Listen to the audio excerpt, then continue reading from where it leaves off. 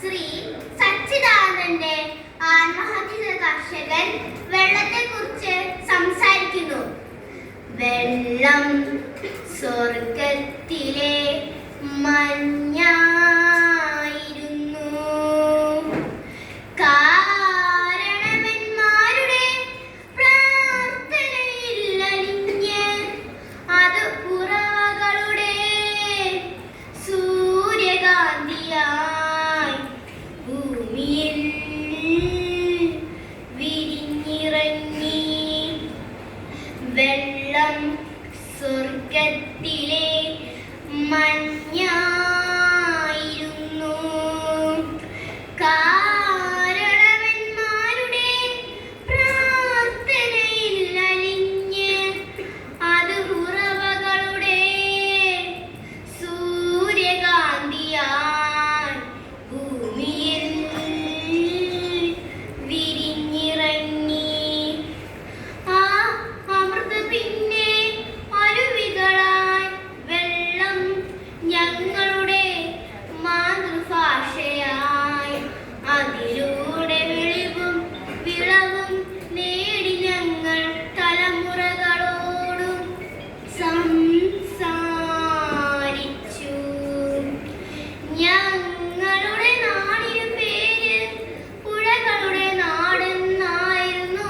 പുഴകളായിരുന്നു ഞങ്ങൾക്ക് തേനും മയമ്പും.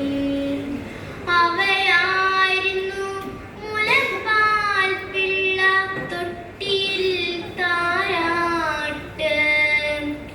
കുട്ടിക്കാലത്ത് പുഴകളുടെ പേരുകൾ വിത്ത് ഞങ്ങൾ പേടിയും ദീനവും മാറ്റി.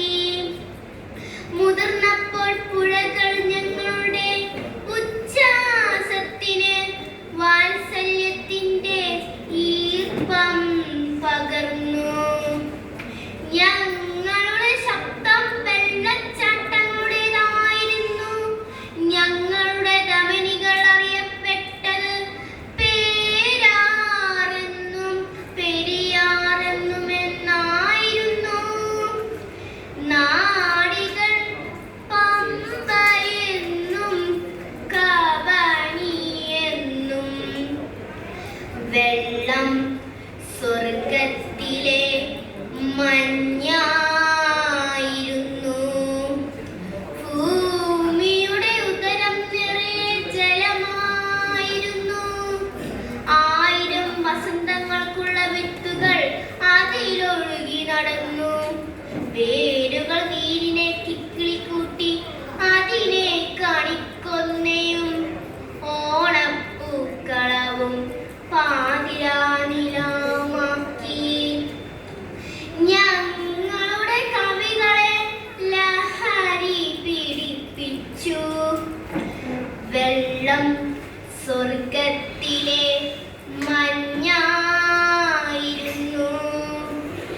ഇനിയും ഞങ്ങളുടെ പൗർണമി നിലാവ് പോലെ തെളിനീർ നിറയും വരെ എന്റെ ആത്മാവ് ക്ഷമിക്കുകയില്ല. നീർച്ചാട്ടങ്ങളുടെ കടുംതൊടുക്കൽ കാടുകളെ വീണ്ടും വിളിച്ചുണർത്തും വരെ എന്റെ ആത്മാവ് ക്ഷമിക്കുകയില്ല. എന്റെ ആത്മാവ് ക്ഷമിക്കുകയില്ല. നന്ദി. Next part.